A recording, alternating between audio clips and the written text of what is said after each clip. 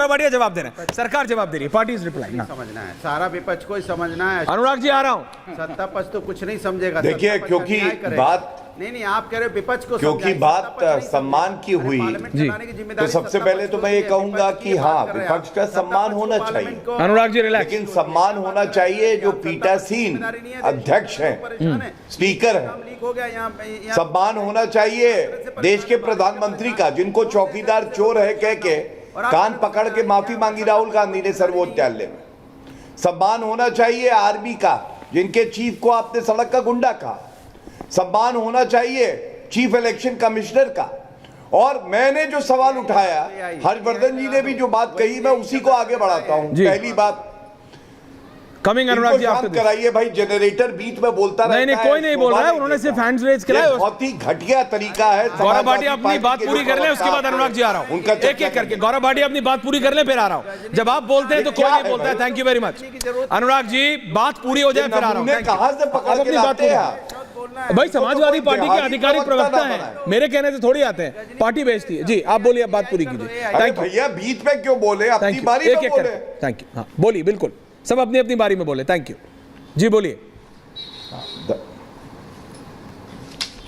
देखिए, सबसे पहले ओंकारेश्वर जी का मैं सम्मान करता हूं, लेकिन एक बात जरूर कहूंगा उनसे। उन्होंने कहा कि वेल में तो सांसद आ जाते हैं, ओंकारेश्वर जी बिल्कुल आ जाते हैं, लेकिन आपने सुना नहीं उपराष्ट्रपति जी ने क्या कहा। उन्होंने कहा काला दिन क्यों है, क्योंकि प्रतिपक्ष का नेता खड़गे जी स्वयं आज वेल में आ गए थे। आप याद करिए, अरुण जेटली जी, सुषमा स्वराज जी, ये भी रहे नेता प्रतिपक्ष, विरोध भी किया, घोटाले भी उजागर किए यूपीए के, लेकिन कभी भी वेल में नहीं आए। इस बात को चिन्हित कर रहे थे जो उपराष्ट्रपति जी हैं। दूसरी बात, हमने ये बात उठाई कि आप बताइए, जब राष्ट्रपति जी ने स्वयं पेपर लीक का मुद्दा उठाया और फ्लैग किया, तो जब धन्यवाद प्रस्ताव में विपक्ष बोलता तो इस मुद्दे पे वो अपनी चर्चा कर सकता था, गहन चिंतन करके आते, तैयारी करके आते, राहुल गांधी भी करते, नहीं किया। तीसरी बात, मैंने एक प्रश्न पूछा कि जब से आजाद भारत में ये परंपरा बनी है राष्ट्रपति अभिभाषण की, आप एक उदाहरण दे दीजिए। कांग्रेस की सरकार तो 55 साल सत्ता में रही, एक उदाहरण दे दे जब ऐसा हुआ हो कि धन्यवाद प्रस्ताव को स्थगित किया गया। ऐसा नहीं हुआ। आज सवाल ये उठता है कि क्या कांग्रेस पार्टी इस बात पे उत्तर देगी कि हम लोगों ने सख्त कानून बनाया, पेपर लीक ना हो, सजा हो 10 साल की, 1 करोड़ का जुर्माना हो, लेकिन राजस्थान में कांग्रेस की सरकार थी, 27 पेपर लीक हुए। आज ये टूटी फूटी साइकिल सपा के प्रवक्ता उसी कांग्रेस के साथ बैठे हैं। मैंने पूछा, सोनिया गांधी, खड़गे जी, राहुल गांधी का बयान दिखाइए जब पेपर लीक हुए, इन्होंने उत्तर नहीं दिया। इनके समय में जो पेपर लीक हुए, इन्होंने उत्तर नहीं दिया। योगी जी ने भी कार्रवाई करी और केंद्र सरकार ने भी करी। और सबसे बड़ी बात है, आज धर्मेंद्र प्रधान जी ने क्या कहा। धर्मेंद्र प्रधान जी ने जो कहा उस पे मैं आपका ध्यान आकर्षित करता हूं। उन्होंने कहा परंपरा और मर्यादा के तहत चर्चा होनी चाहिए। एक, हम चर्चा के लिए तैयार है। 2, तीसरा उन्होंने कहा विपक्ष से निवेदन है, चर्चा कीजिए और किसी को बख्शा नहीं जाएगा, जेल की सलाखों के पीछे डाला जाएगा। ओके, मेरे को लगता है जो देश का युवा सुनना चाहता था, जवाब दे दो। और वो देख रहा कि विपक्ष सत्तारूढ़ सरकार के साथ है। आज विपक्ष ने दिखा दिया कि वो युवाओं के भविष्य की चिंता नहीं करती, वो केवल अपनी राजनीति की चिंता करती। ओके, मेरे को लगता है परंपरा और वो जो आपने बोला वो सिर्फ अब अमिताभ बच्चन की पिक्चरों में रह गए हैं वो डायलॉग। मेरे को संसद में तो वो दिखते नहीं है। बहरहाल अनुराग भदौरिया जवाब दे रहे हैं। हर्षवर्धन जी आप मुस्कुरा रहे, बट दैट्स द रियलिटी। आप देखिए ना वो हो क्या रहा है, सबसे पिक्चरों में दिखता है। हाँ देखिए, मैं आ रहा हूं सर आपके पास, आपका ऑडियो बेटर हो गया मुझे बताया जा रहा है। देखिए बोलिए अनुराग। देखिए मैं देखो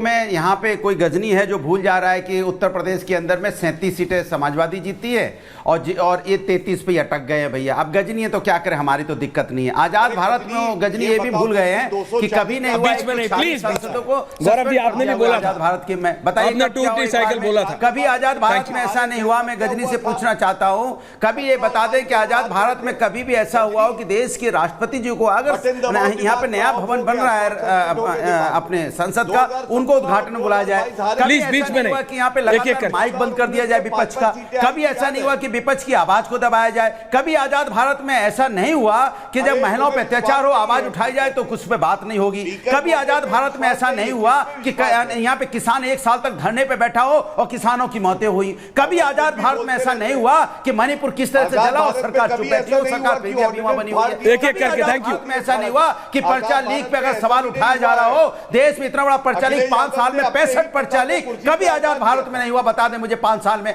तो सवाल है कि आजाद भारत में कभी इतनी महंगाई नहीं हुई जो आज महंगाई है, आजाद भारत में इतनी बेरोजगारी कभी नहीं हुई जो आज है, आजाद भारत में कभी जब से भारत आजाद हुआ है कभी भी इतनी परेशानी लोगों को नहीं मिली, कभी इतनी तानाशाही और संविधान खतरे में कभी देखने को नहीं मिला कि आप यहाँ पे चुने मुख्यमंत्री को जेल में डाल देते हैं, किसी पे आरोप गौरव भाटिया सवाल पूछ रहे हैं आपसे, जेल में डाल देते हैं। और अगर यहाँ दिल्ली गौरव भाटिया सवाल कर रहे हैं आपसे, में पानी भर रहा है, पानी भर रहा है, हाथ पे लेके घूमोगे, केंद्र के अंदर में आती है, आप कह रहे हो कि दिल्ली सरकार की जिम्मेदारी है, कमाल है भाई। आजाद भारत में कभी ऐसा नहीं हुआ कि क्यों दर्द देते हो आप, बुला के गाने गाने लगते हो, किस आजाद भारत में हुआ है बताइए। शक न कर मेरी इन खुश्क आंखों पर यूं भी आंसू बहाए जाते हैं, इनका यही हाल है, अभी आंसू बहा रहे हैं। अच्छा रुमाल दे दो, आंसू पोंछ लो। थैंक यू हर्षवर्धन जी, ओमकारेश्वर हर्षवर्धन जी और ओमकारेश्वर जी ऑल्सो, ओके आप दोनों का एक अलग थैंक यू।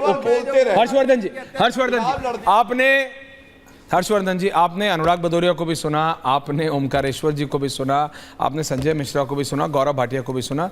स्पीकर ने बोला सही टाइम पे होगा, प्रेसिडेंट गौरव भाटिया जी कुछ बोल रहे हैं, क्या कह रहे हैं गौरव भाटिया जी? के बाद जवाब देना है गौरव भाटिया जी, अच्छा ठीक है ओके। हर्षवर्धन जी मैं ये कह रहा हूं जो बिंदु हम लोगों ने उठाए वो उस पे कभी नहीं बहुत ही सकारात्मक रूप पे उठाए। ऐश्वर्या जी क्या आपको लगा कि कोई जवाब आपको सभा के, मैं तो कह रहा हूं जनता को डिसाइड करने देते हैं, वो एक पढ़ी लिखी एक स्क्रिप्ट लेके आते हैं, उसी को पढ़ते रहते हैं, late the people of this country decide, बजाते हैं, जनता को डिसाइड करने देते हैं, कभी टमाटर लेके आते हैं, ये प्रवक्ता का स्तर है, आप बताइए। हरा दिया जनता ने, मैं संविधान की बात कर रहा हूं, जनता को डिसाइड करने देते हैं, okay let the people of this country decide, okay Gaurav Bhatia, okay Gaurav ji, okay Anurag ji thank you. जनता को डिसाइड करने देते हैं, आप दोनों से हाथ जोड़ के विनती है। हर्षवर्धन जी आपका पॉइंट ऑफ व्यू सर, ये सवाल भी मेरा नहीं पूरा होता। हर्षवर्धन जी ओके डायरेक्ट जा रहा हूं सर, थैंक यू सर। नहीं देखिए ऐश्वर्या जी, मुझे लगता है कि जब सदन में ताकत बढ़ती तो वो किस लिहाज से, भाई आपके पास कम सांसद थे, हल्ला हंगामा करके बाहर निकल जाना ये तो तब भी आसान था, आपके पास ज्यादा सांसद हैं तब भी अगर आप हल्ला हंगामा ही कर रहे हैं, इसका मतलब जो जनादेश मिला है, जो जनप्रतिनिधि के तौर पर जनता ने आपको चुनकर भेजा, उस शक्ति को आप समझ ही नहीं पा रहे। आपको तो चाहिए कि ज्यादा से ज्यादा आप सदन में बोल सके, जिससे कि आपको ये चुनकर भेजा गया, यानी जनता हित के मामले उठाकर सरकार पर दबाव बनाना।